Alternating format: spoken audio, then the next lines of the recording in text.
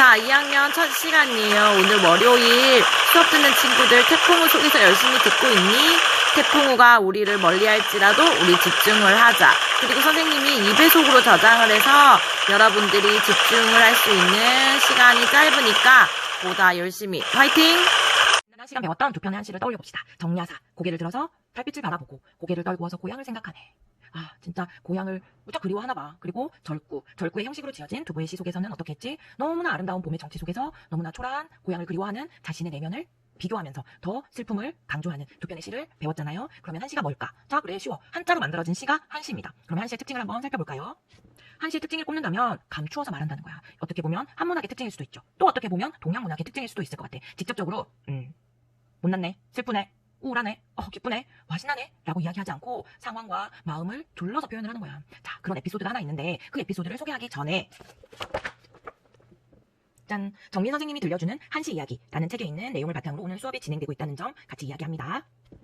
자, 노자가 너무나 병들고 연세가 그득해서 노자의 제자가 스승에게 물어. 스승이 총기가 있을 때 내가 하나라도 더 가르침을 받아야지 하는 절실한 마음으로 노자의 제자가 묻습니다. 선생님, 저에게 조언을 해주십시오. 제가 앞으로 살아가면서 지켜야 될 가르침을 주십시오. 노자는 이야기합니다. 고향을 지날 때는 수레에서 내려서 걸으라. 높은 나무 밑을 지날 때는 종종 걸음으로 걸어가거라. 너의 입속에 있는 혀와 이를 살펴보거라. 이렇게 가르침을 줍니다. 자, 노자의 메시지가 여러분에게도 가르침이 되나요? 하나하나 노자가 어떤 깊이 있는 메시지를 담고 있는지 살펴보도록 합시다. 자, 첫 번째 이야기. 고향을 지날 때는 수레에서 내려서 걸으라. 뭘까? 선생님 이야기를 듣는 순간 딱 떠오르는 경영학의 에피소드가 하나 있었어. 펩시, 얼마 전까지 펩시가, 얼마 전이란 표현이 그렇겠다. 선생님이 젊었을 때 말이야, 나 때는 말이야. 펩시가 코카콜라에 비해서 매출이나 그 브랜드 파워가 엄청나게 약했어요. 최근에 들어서 펩시가 브랜드 파워가 엄청 올라갔는데 그 여성 CEO, 이름이 전혀 생각이 안 나네. 여성 CEO 이름을 수잔이라고 하자. 그 수잔이라는 CEO가 펩시의 CEO가 되면서 펩시의 브랜드 가치가 엄청나게 상승을 했죠. 그럼 펩시의 CEO가 퇴근을 하면서 집에 돌아와서 자신이 CEO다 보니까 그런 사회적 지위와 뭐랄까 회사에서 있었던 얘기를 이렇게 집에서 거들먹거렸어. 그러니까 그 CEO의 엄마가 이야기를 한 거지. 수잔, 너가 펩시의 CEO라는 사실은 주차장에서 모두 벗어버리고 와. 이렇게 이야기를 합니다.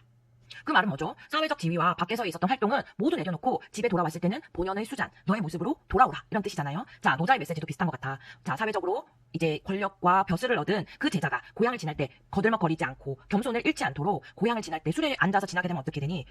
뭐랄까, 거들먹거리게 되지. 그렇게 되니까 고향을 지날 때는 내려서 걸으라. 이런 교훈을 준 거예요. 자, 여러분도 나중에 나가서 사회에 나가서 또 부를 많이 축적하고 기술을 익혀서 높은 사회적 지위를 얻게 되었을 때 뭐랄까요? 명예와 권력 때문에 갑질이라고 하잖아. 갑질하지 않고 겸손하고 보다 온화한 사람이 될 수 있도록 그런 메시지를 노자가 제자에게 준 것 같아. 두 번째 메시지를 살펴봅시다. 높은 나무 밑을 지날 때는 종종 걸음으로 걸어가라. 여기서 비유가 있어. 높은 나무는 스승이기도 하고 높은 나무는 자신보다 더 높은 과거 같으면 임금이기도 하고 또 높은 나무는 자신의 부모님이기도 하고 또 높은 나무는 어른이기도 합니다. 이렇게 높은 나무 곁을 지날 때는 어떻게 재찌에게 허리를 젖혀서 이렇게 지나는 게 아니라 종종 걸음으로 겸손하고 더 부지런하게 예의를 지켜라 라는 메시지를 노자가 제자에게 주는 겁니다. 마지막 메시지를 살펴볼까요? 너의 입속의 혀와 이를 살펴보거라. 뭐야 얘들아, 그 노자의 제자가 나이가 많았겠지. 그러다 보니까 입속의 혀와 이를 살펴보니까 어때요? 딱딱한 이는 빠져서 사라지지만 부드러운 혀는 온전합니다. 스승님, 뭡니까? 보다 딱딱하고 강직하기보다는 온화하게 혀처럼 부드럽게 살 수 있어라 라는 교훈을 주는 겁니다. 외유내강이라는 표현이 있지.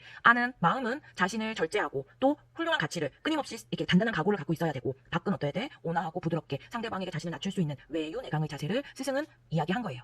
어때? 직접적으로 고향에 내려갈 때는 거들먹거리지 마. 그리고 또 훌륭한 사람을 만나면 겸손한 자세를 좀 가져. 아니면 딱딱하게 행동하지 말고 좀 온화하게 행동해. 이렇게 이야기하는 것보다 고향을 지날 때는 수레에서 내려서 걷게나 높은 나무 밑을 지날 때는 종종 걸음으로 걸어가게나 자네 입속에 혀와 이를 살펴보게나 이렇게 이야기하니까 어때 얘들아? 감춰서 말하니까 마음의 여운과 교훈이 더 와닿지 않나요? 지난해 선생님이 이 메시지를 친구들에게 주니까 감춰서 말하니까 어떤 멋이 있어? 라고 지난 친구들이 얘기해줬어. 뭔가 더 부드럽게 이야기를 해주니까 나를 존중하는 것 같아요. 또 나를 더 대우해서 멋있는 표현으로 해주니까 뭔가 선생님 기억에 더 남아요. 그리고 말하는 사람이 더 멋진 사람처럼 들려요. 이런 얘기도 친구들이 해주더라. 여러분도 그렇게 느껴지나요? 자, 한 편의 시를 더 살피면서 감춤의 미학을 더 한번 느껴보도록 합시다. 자, 선생님이 한시로 된 이 시를 한문을 읽으면 해석까지 해야 되니까 바로 그냥 해석을 한번 읽어볼게요. 흰동개가 앞서가고 누렁이가 따라가는 들밭 풀가에는 무덤들이 늘어섰네. 제사 마친 할아버지는 밭두둑길에서 저물녘에 손주의 부축받고 취해서 돌아온다. 어떤 느낌이 들어? 이 시가 전하지 않는, 직접적으로 말하지 않는 어떤 풍경이 있는지 같이 한번 살펴보자. 흰둥개가 앞서가고 누렁이가 따라가는. 보통 산소에 제사를 하러 가게 되면 어때요? 그 집안의 친척들이 모두 함께 어우러져서 무리지어서 가기 마련이잖아. 그런데 이 제사의 길에는 흰둥이랑 누렁이가 더 눈에 띄네. 그리고 들밭 풀가에는 무덤들이 늘어섰네. 대개 들밭이나 풀가에는 무르익은 곡물과 야채 그리고 아름다운 꽃들이 있기 마련인데 왜 이 들밭 풀가에는 무덤들이 있는 걸까? 게다가 이렇게 늘어섰을까? 제사를 마친 할아버지는 밭두둑길에서 저물녘에 손주의 부축받고 취해서 돌아온다.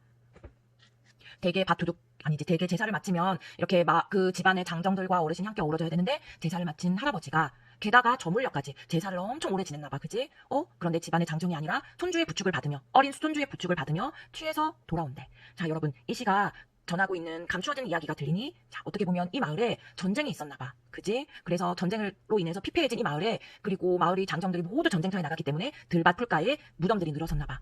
제사를 마친 할아버지가 그렇다면 누구의 제사를 한 거지? 자신의 아들의 제사를 하고 왔나 봐요. 그래서 그 제사를 마친 할아버지가 저녁 늦게까지 아들의 묘 앞에서 슬픔을 감추지 못하고 술을 한잔하고 엄청나게 통곡을 했겠지. 그런 할아버지를 어린 손주가 부축하면서 돌아오는 길인가 봐.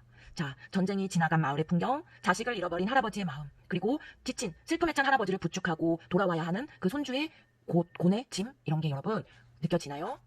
직접적으로 말하지 않고 감추어서 있는 일을 그대로 있는 풍경을 묘사를 했는데 감추어진 그 슬픔과 정취가 우리는 고스란히 더 크게 느낄 수 있는 것 같아. 그렇다면 감추어진 것을 보기 위한 노하우? 그런 건 어떤 게 있을까? 보이는 게 전부가 아니다. 선생님은 이 메시지를 항상 생활하는데 지니려고 노력을 해. 너희들이 그냥 엎드려 있을 때도 왜 엎드려 있을까? 슬픈 마음이 있는 건 아닐까? 아니면 지나가면서 씩 웃는 그 미소 안에 어떤 즐거움이 있는 건 아닐까 하면서 너희들을 세세하게 보면서 너희들 안에 있는 마음은 어떤지 항상 궁금해. 자, 그림을 하나 보여줄게요. 유명한 그림이잖아. 바다 위에 작은 빙산이 있는데 어떻게 보면 바다 위에 작은 빙산 덩어리? 뭐야? 바닷속을 살펴보니까 이거는 작은 빙산의 일각이 아닌 거야. 엄청난 얼음, 산, 보이지 않는 내면의 모습들. 자, 너희들도 겉으로 보기에는 그 친구가 표현하는 것이 빙산의 일각처럼 작은 메시지일 수 있지만 조금 관심을 가지면 어때요? 그 안에 내면에 있는 풍부한 가능성, 그리고 또 다른 감정들. 우리는 이것까지도 볼 수 있는 마음의 여유가 있어야 되지 않을까? 맞아, 시는 이렇게 여유가 있어야 즐길 수 있는 것 같아요.